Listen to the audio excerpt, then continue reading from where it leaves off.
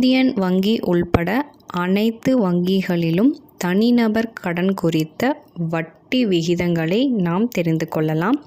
So அதற்கான details தான் நான் சொல்ல போகிறேன். அதற்கு முன்னாடி நம்ம சேனலுக்கு இப்போ தான் நீங்கள் ஃபஸ்ட் டைம் வரீங்க அப்படின்னா கண்டிப்பாக சப்ஸ்கிரைப் பண்ணிவிட்டு ஆளுங்கிற பெல் ஐக்கானை டச் பண்ணிக்கோங்க.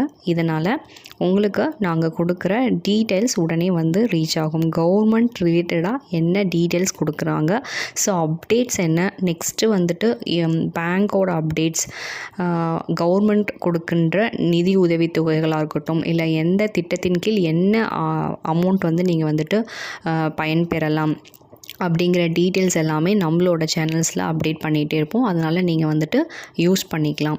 ஓகேங்களா, வாங்க ஸ்ட்ரெயிட்டாக நியூஸ்குள்ளே போகலாம். ஸோ இந்தியன் வங்கி உள்பட என்ன சொல்லியிருக்காங்க, தனிநபர் கடன் அப்படிங்கிறது வந்து நம்மளுக்கே தெரியும். நம்மளோட சேல்ரி டீட்டெயில்டை பேஸ் பண்ணி கொடுக்குற இந்த தனிநபர் கடன், அதாவது நீங்கள் தொழில் செய்தாலுமே உங்களுக்கான தனிநபர் கடன்கிறது வந்து பார்த்திங்கன்னா குறைந்தது 5 லட்சம் வரையிலும் இருக்குது. எல்லா பேங்க் ஆஃப் இந்தியாவில் இருக்கோ இல்லை எல்லா பேங்க்லேயுமே இது வந்து ஒரு அமௌண்ட் வந்து ஃபிக்ஸ் பண்ணியிருப்பாங்க. ஸோ 5 lakhs அப்படிங்கிறது பார்த்திங்கன்னா நார்மலாக தனிநபர் கடன் அப்படிங்கிற அந்த டீட்டெயில்குள்ளே நம்மளுக்கு வந்துடும்.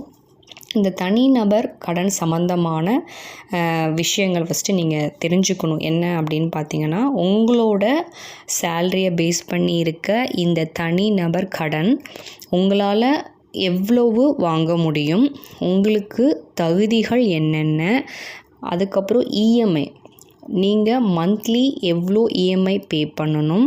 ஸோ தனிநபர் கடன் வாங்குறது பெருசில்லை, இதை நீங்கள் எத்தனை வருஷம் கட்ட போகிறீங்க, எத்தனை பர்சன்டேஜில் இருக்கீங்க, இதுக்கான அப்டேட்ஸ் என்ன, இல்லை வேறு ஏதாவது டீட்டெயில்ஸ் வேணுமா அப்படிங்கிற நிறைய கொஸ்டின் மார்க் உங்களுக்குள்ளே இருக்கும்.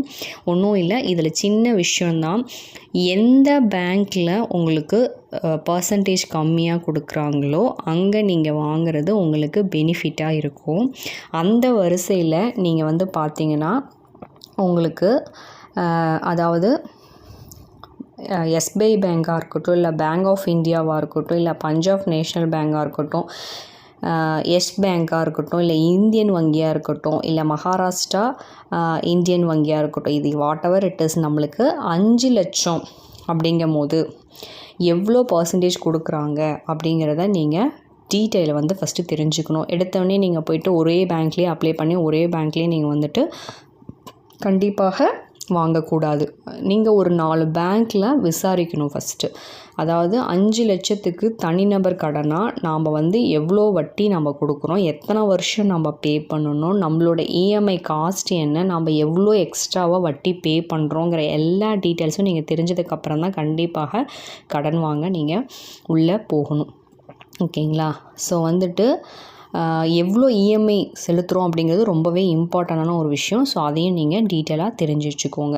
இப்போது நம்ம எந்த பேங்க்கில் எவ்வளோ சதவீதம் வந்து வட்டி வாங்குகிறாங்க அப்படிங்கிற விஷயங்களை தெரிஞ்சுக்கலாம்.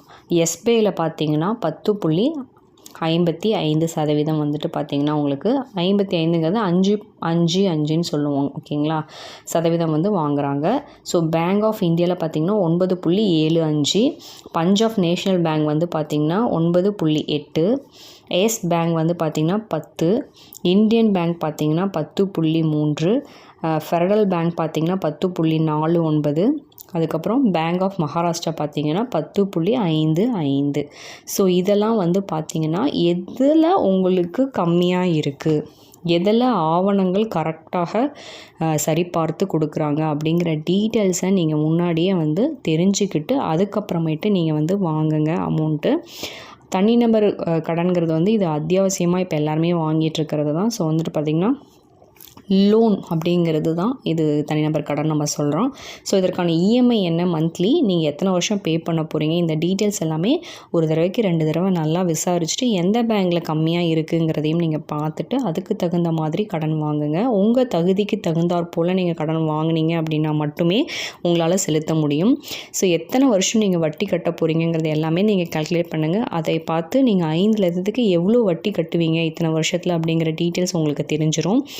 இதையும் மீறி உங்களுக்கு ஏதாவது டவுட்ஸ் இருக்குன்னா கண்டிப்பாக வங்கியை நேரில் அணுகி நீங்கள் விசாரிச்சுட்டு கடன் வாங்குறதே கரெக்டான ஒரு செயலாகவும் இருக்கும்.